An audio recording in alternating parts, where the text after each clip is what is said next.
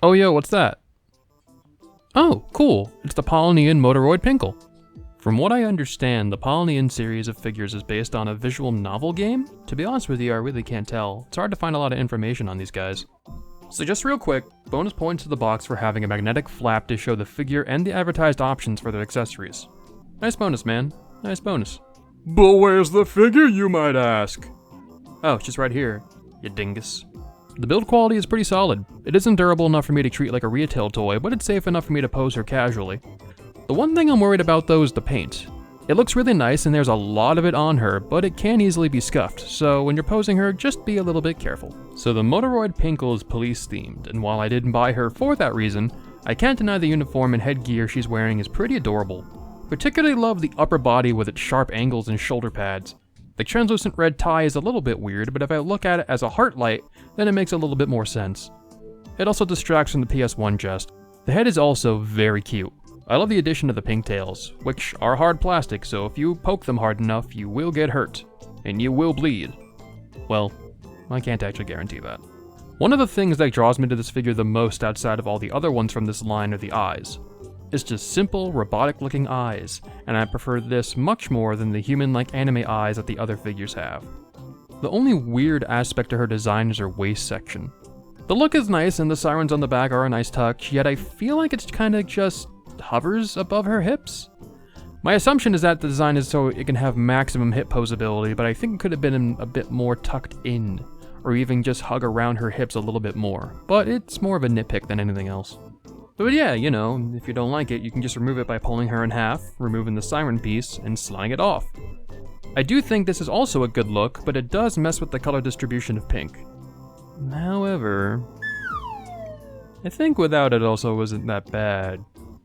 You know what I mean? Just like the waist piece, multiple accessories can be removed from the figure. It shows that the hip armor can be removed, but it's given me just enough resistance for me not to want to risk it. Most of the removable pieces are on her head. The hat, sides, and ponytails can be removed.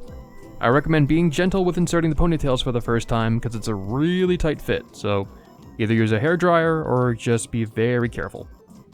Oh, and while we're at it, we may as well go over the accessories. To cover up her now naked head, there is a blank hair piece that can be put onto the front, which adds a dramatic change from turning her to cop to civilian. Removing the side bits to reveal ears is what really sells this design for me. I think it looks really good. It sells the whole customization aspect that this line advertises. She also comes with 3 additional faces. One that is happy, frustrated, and one with more mechanical look to the pupils. She comes packed with these, but I prefer the simple, pupilless design that I've been filming her with. 2 extra hand options are available in addition to the 2 fish she comes packed with. A pair of open hands and a pair of gripping hands for the weapons. I have to note that the gripping hands do not use the extra joint like the other 2 pairs. These hands come with a fixed wrist, which is a shame, but what can you do? Lastly, she comes with 2 weapons, a small pistol and a baton. I can't tell if it's a baton or a beam saber, but imaginations are a thing, you know. The baton and handle can separate to extend the barrel of the gun, and while I think it looks nice, an extra handle would have been appreciated to do this. The peg connecting it is very small and I'm afraid to break it, so I'm not going to be doing this that often. The baton has no storage options, however, if you remove the siren piece and separate it, this piece can be used as some sort of holster, which looks a little bit awkward, but it is an option if you want to try it out. And oh yeah, she comes with a display stand. It's different from the typical Figma or Figuart stands, but I think I prefer this one. You just peg her foot right into the base and it's very strong, and it's not all that distracting either. I think it's really cool. Now before we start posability, I want to state that her joints are very similar to a Reveltech figure. Each joint uses a pre-made design that allows each connected piece to swivel in each peg. However, it can only move one way. It isn't like a ball joint. For example, Woody's leg can only move in and out right now, but if I swivel the joint to the side, the leg can now swing out to the side. The Motoroid Pinkle is similar, but edges out the Reveltech because the joints are not ratcheted. Ratcheted joints, while more stable, limits the amount of poses you can do and makes it awkward to pose the figure naturally.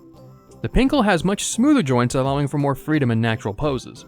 I won't go over all the articulation because there's a lot more people who can do it better than me, but I will point out the key joints. She does have an ab joint that leans back a lot, but not so much forward. Despite the clunky shoes, she does have an ankle joint. And the ponytails can swivel, but only at the base of the head and not the actual piece. Don't try to twist it because I don't think it's posable. I think it's a solid piece. All in all, I think the Polynian Motoroid Pinkle is a great figure. I don't buy a lot of action figures nowadays because of the high price for it just being a display piece. But this figure is fun to play with and I get some really expressive poses out of her. The design, the colors, and the joints are what drew me to this figure in the first place, and it's made me interested in collecting more figures from this line. If you can find this figure, try to keep it within the $50 to $60 USD price range. That's a good sweet spot for the high quality figure. Well, that's it for me guys. Hope you enjoyed this review. It's the first one I've done in a while, and I hope you guys enjoy it. If you want me to make more reviews like this, let me know. Otherwise, feel free to subscribe, follow all my social media, all that jazz you always hear.